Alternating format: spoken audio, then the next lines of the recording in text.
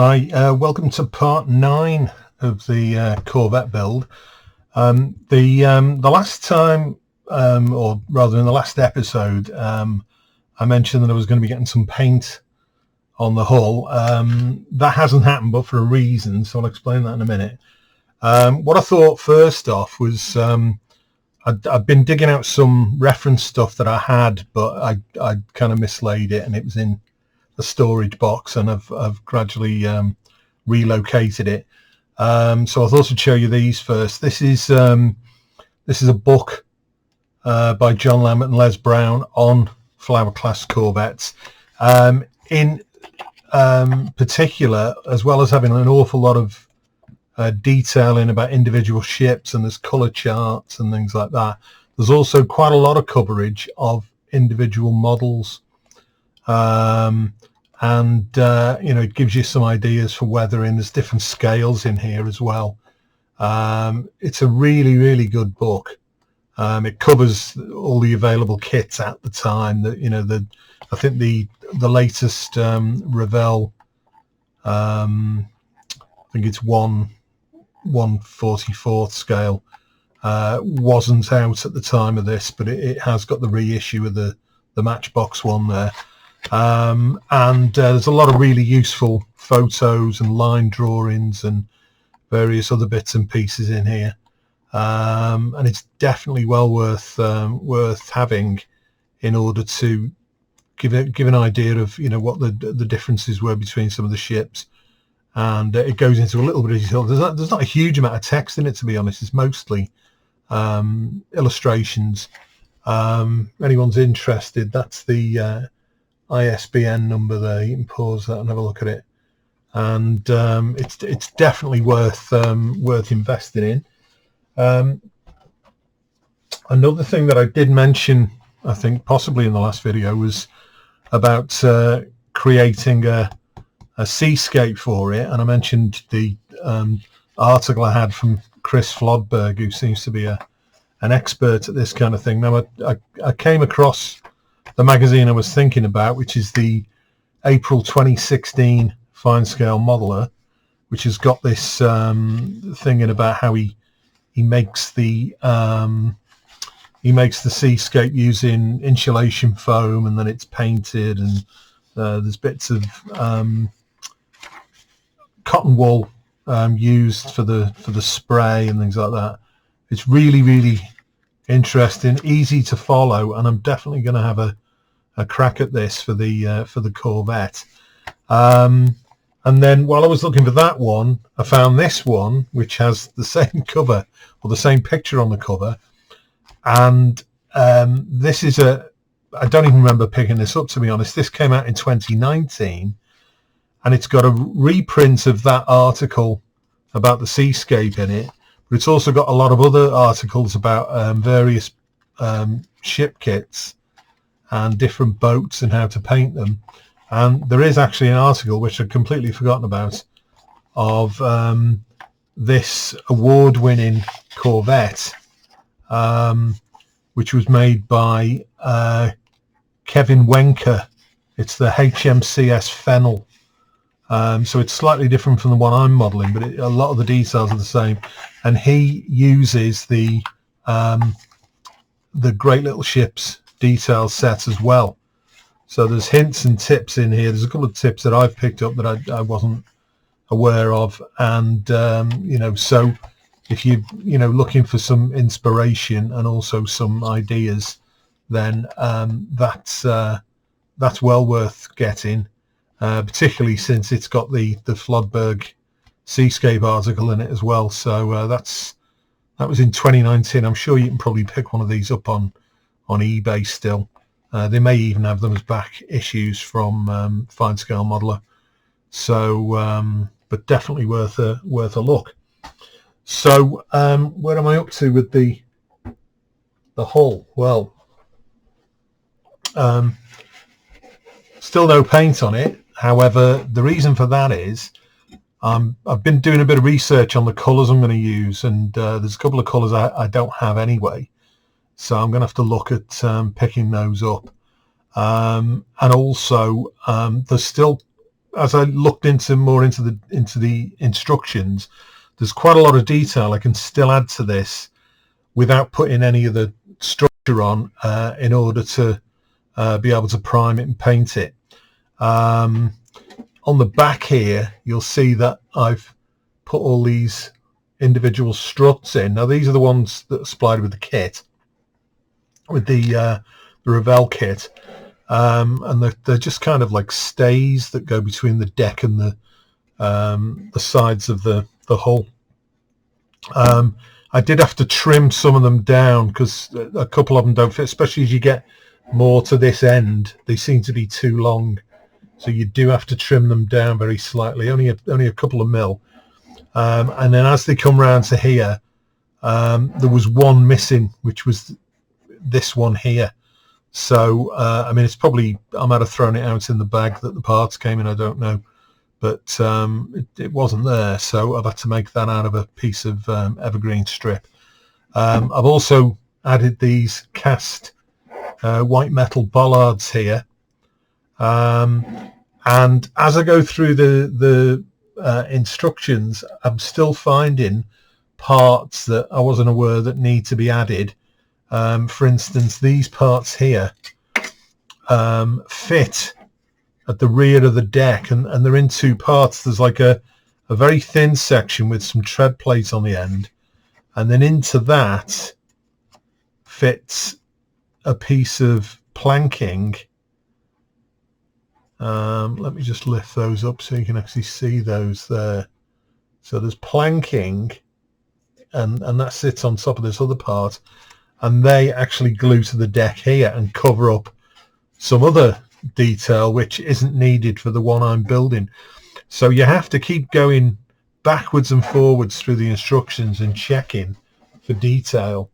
Turning this round, you'll see that I've added a bit of detail to the forecastle here. There's the bollards again. These are from the kit, these small pieces. I think there's something to do with the when they tie the boats up.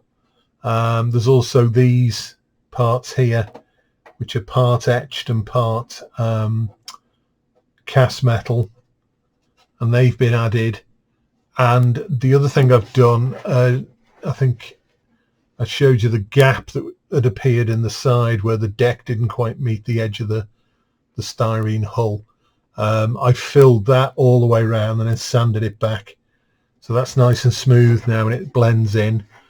I've also had to, let's see if this will show up. You can see these tiny holes along the edge of the deck.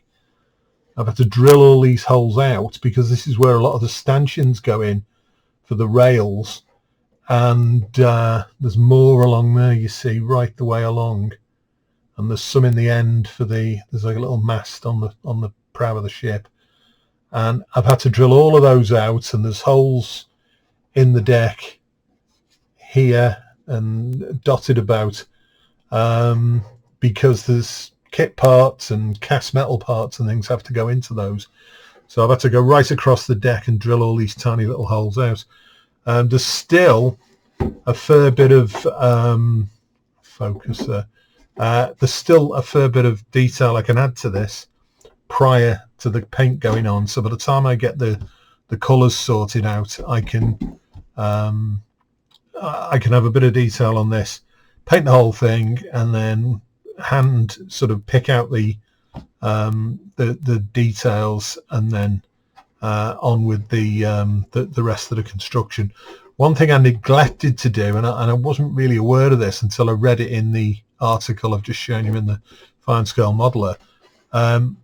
What I should have done was fit a little bulkhead inside here so that you can't actually see through from one side to the other. Now it's too late to do that now. I'm not too upset by that. I think by the time the anchors are in place and there's a lot going on the deck, unless you actually bend down and have a look through there, you're not going to see anything. But it's too late to actually get anything in there now. But if you are building it yourself and you haven't started this yet, they recommend putting just a piece of styrene, probably painted black would be best, inside there, just so that you can't see from one side of the hull to the other. So definitely worth a look. Still quite a lot of detail to go on. What I've been working on as well is, if I just switch cameras for a second, I mean, some of the details are taking quite a long time to build. Now this part here represents, this is the kit part, and it's not so great. I mean, if you were going to use this, you'd have to sand all those seams off the side. It's not square, and this is the little entrance that goes on the rear deck, that goes down into the engine room. I think, are they called companionways? I think something like that. So it's like a set of steps inside. You don't get the steps, but so that's what you get. So basically that's all you get with the kit, and a little panel to go on the front, which is supposed to represent the door. So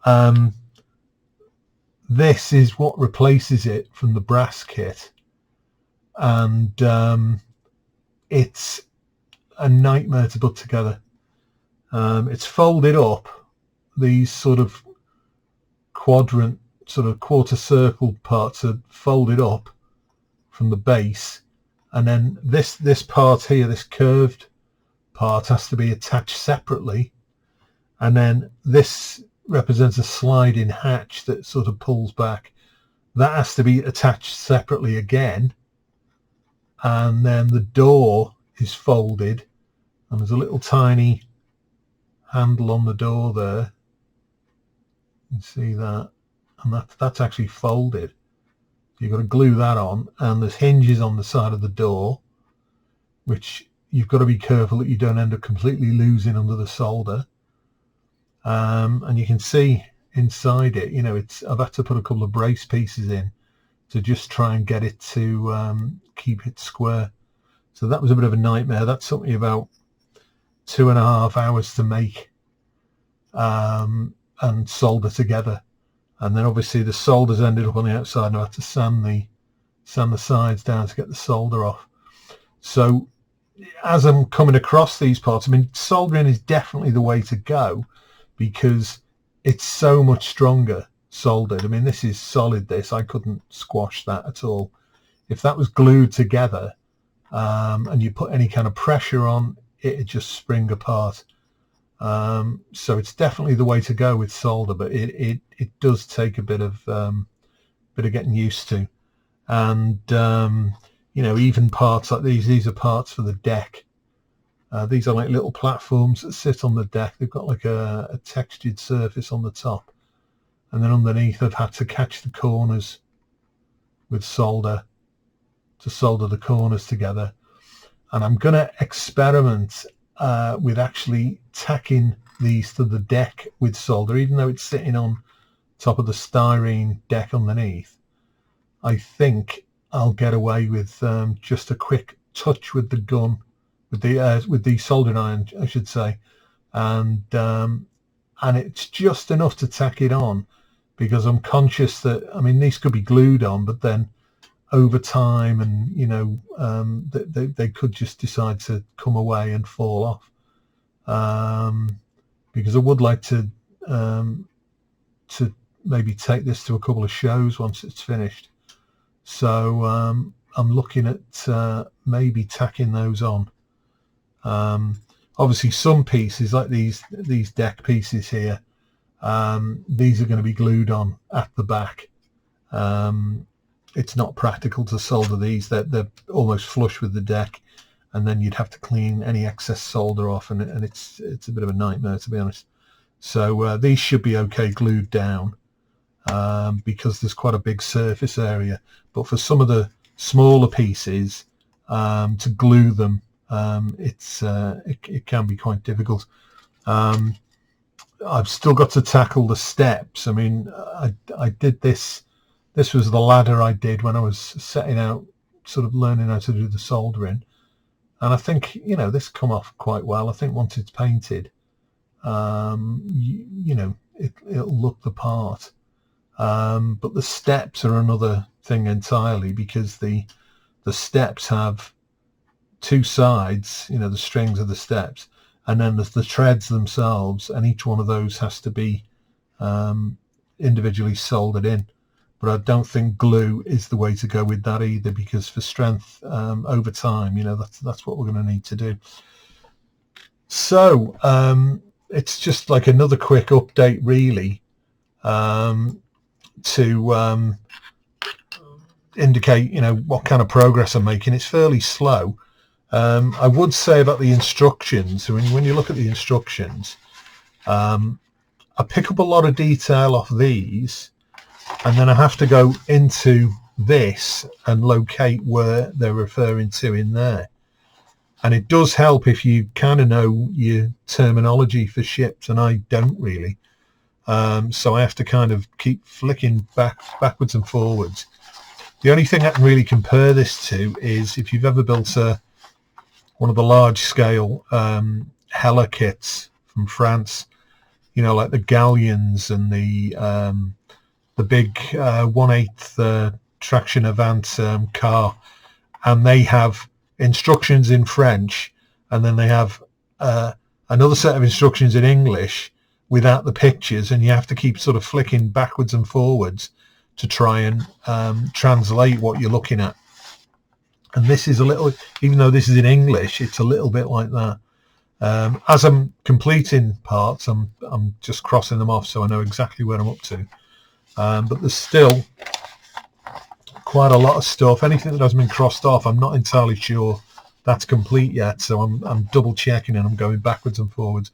The other confusing thing is that some of the parts are obviously their parts, as in the brass upgrade set, and some of the parts are the kit parts. And it does say kit parts, but when you're trying to track down just a part number, and you're going through all this tiny text, it can get a bit wearing, really, to just figure out where you're looking, really. So it does help if you go backwards and forwards, and this is what's taking the time now, really.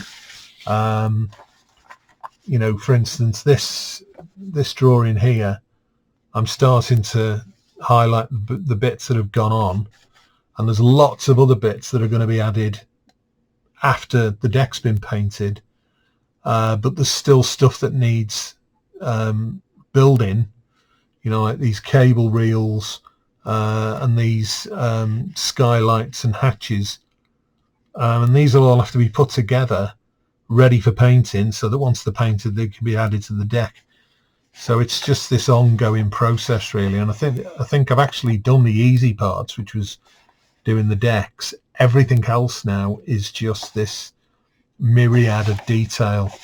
And bearing in mind, this is just the one part of the kit, which is the deck fittings. And to give you an idea where we're up to now, all of these parts in here, all these brass frets, and there's loads and loads of bits and pieces, all of that relates to the deck, and this is all stuff that's yet to go on. So there's quite a lot of parts in there, and then obviously there's all the other bits for the guns and the rear decks, and you know, there's another piece of deck here. Pick that up. Here's another piece that I've not even looked at really yet. There's a huge amount of detail goes on this. This is what sits on top of the wheelhouse and sort of goes on there. So again, it's just layer after layer after layer of detail. So it's not for the faint-hearted. And I mean, I've had a lot of experience building models over the years, but something like this does push you to you know, you've really got to put some effort in, really, to get the best out of it. But the thing is that there's lots and lots to do, and if you get fed up of doing something, you can put it to one side, move on to something else, like I did with this little thing. You know, it took me hours to make, but I'm quite pleased with it now, and it's there, and there's only one of them. So, you know, and you just gradually pick your way through it until such time as you've made some progress. So there'll probably be another update on the final stuff prior to painting now, because I've put the painting back a little bit just while I get other bits and pieces done, and then I'll maybe do a big bout of painting, and then a lot of detail can just be added straight afterwards. So as ever, thanks for watching, and if you just picked up on this and you haven't subscribed, maybe subscribe, and you can follow the build as it goes along. I mean, my channel's got an awful lot of videos relating to sort of sci-fi and model lighting and things like that. So if that kind of thing interests you, then there's go and have a look. There's lots out there. But I think moving forwards, I think I'm looking at making the channel a little bit more structured now, so that you know, there's sort of themes going along, and I'll try and start putting links in at the tail end, so that, you know, you can go backwards and forwards between the various chapters. And you never know if I need to get another camera, actually, because I thought I'm sort of shy about doing any face to camera stuff, but I've only got the 2 cameras at the moment, so I'll see if I can get another of these cameras set up, so I can just do a little bit more, just add a bit more personality to it, really. So we'll see how we go, and thanks for watching, and I'll see you at the next one.